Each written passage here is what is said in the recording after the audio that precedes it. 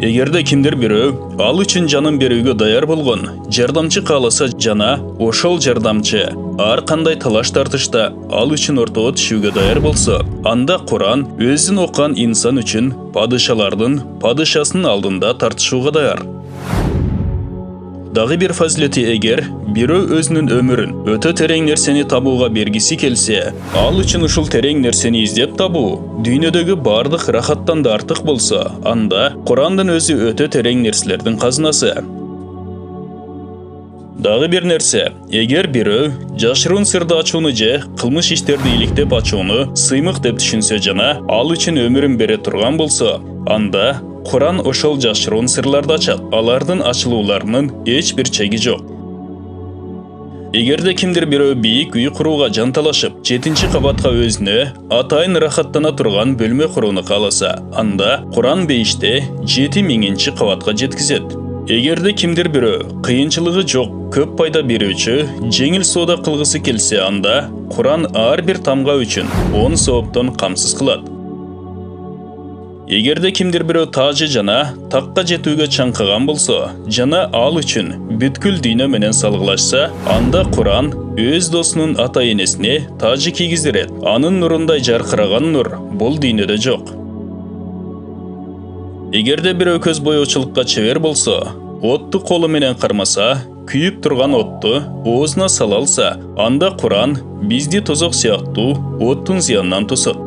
Эгерде кимдир бирөө бийликтегилерге арыз муңун жеткирүүнү жактырса, бир кат аркылуу баланчы өкмөт башчысы ушул кылмышкерди бошотту деп сыймыктанса, ошол кылмышкерди жапа чеккенден куткаргандыгы үчүн сотто тергөөчүнү коноктоп, кошумат үчүн канчалаган мал мүлкүн коротот. Күн сайын бир чоңду мейман кылам деп убарекерчилик тартат. Куран болсо, аны жыттаган кишинин себебинен тозокко баруусуна чечим чыккан 10 адамды тозоктон куткарат.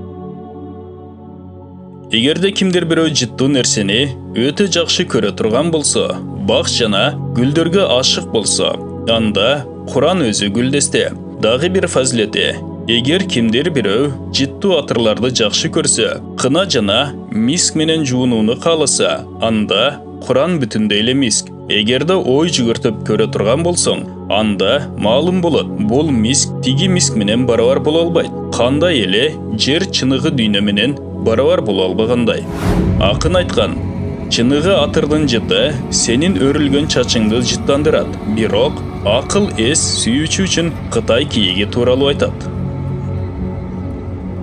Эгерде бирөө таяк жегенден гана коркуп иштесе, анда ага таргип берүү, кызыктыруу пайда бербейт. Куранды билбегендик бузулган үй сыяктуу. Эгерде кандайдыр бир ибадат кылуучу ибадаттын эң жакшы жолун издөөдө жүрсө, кайсыл нерседе сооп көп экендигин эңсеп, ошону гана кылсам десе, анда Куран окуу ибадаттын эң жакшы жолу.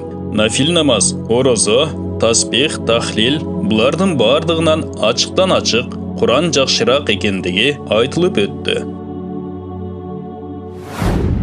Көптөгөн элдер бооз малды жакшы көрүшөт, аны кымбат баага сатып алышат.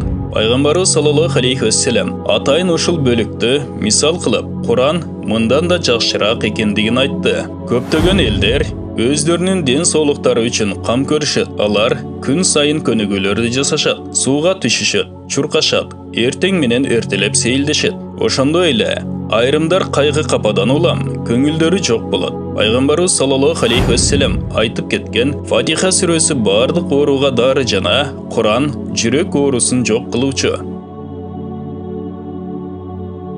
Жогоруда айтылгандардан башка дагы элдер сыймыктана турган нерселер көп. Алардын баарын айтып өтүү мүмкүн эмес. Көбүнчө өзүнүн ата-бабасынын уруусуна сыймыктанат. Кээ бирөөлөр өзүнүн жүрүш турушуна, кээ бирөөлөр өзүнүн туугандарына, кээ бирөөлөр өзүнүн суктанарлык иш кылгандыгына сыймыктанат. Бул тууралуу Пайгамбарыбыз саллаллаху алейхи вассалам мындай деген: сыймыктанууга ылайыктуу нерсе бул Куран-ы Карим. Чындыгында бардык жетишкендикти, ооздукту камтыган нерсе сыймыктанууга ылайыктуу болбой калса, анда кандай болот? Акын айткан, башкаларда бар, бардык жакшылыктар бир гана сенде. Көпчүлүк элдерди байлык чогултуу кумары курчап алган. Алар курсактарынын ачка болгонуна көңүл бурушпастан, кийим кечесинин кандай экендигине карашпастан, кыйынчылыкты көтөрүп жүрүп, ушунчалык берилишет. Андан кутулуу өтө кыйын болуп калат. Жана аларга бардыгы аз көрүнөт. Пайгамбарыбыз саллаллаху алейхи вассалам айтты: азык кылып чогултууга бир гана Куран ылайыктуу.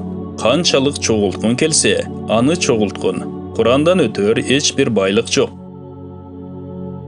Эгер сиз жарык бере турган нерселерге кызыксаңыз, өзүңүздүн бөлмөңүзгө өтө жарык болуш үчүн 10 электр лампасын койсоңуз, анда Курандан да өткөн нурлуу нерсе барбы?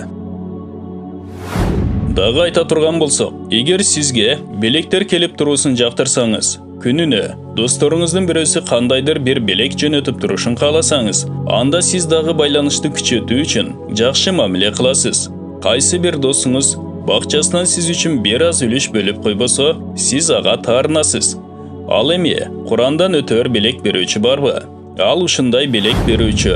Аны окуган адам үчүн сакина түшүрөт. Эгерде сиздин бирөө менен мамиле кылууңуз анын сизге белектерди жөнөтүп туруусу үчүн болсо, анда Куран анын ордуна да кызмат кылат. Эгер сиз кайсыл бир чоң кызматчыга сизди жумушуңда мактоо үчүн же болбосо иштеген жумушуңуз мындан арыда улана берсе деп кошомат кылсаңыз, анда Куран сиз тууралуу падышалардын падышасы болгон, чыныгы жакшы көрө турган заттын алдында сизди эстөөгө мажбурлайт. Бул баян Фазаил Амал китебинен алынды. Урматтуу мусулман бир туугандар, биздин каналга катталыңыздар.